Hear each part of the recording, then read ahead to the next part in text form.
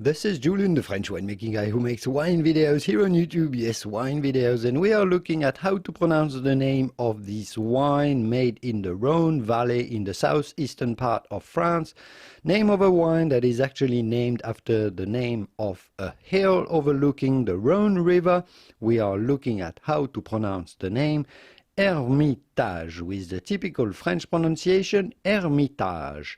Hermitage. So in French, you do not pronounce the H at the beginning. It is silent, so do not say Hermitage, but rather Hermitage.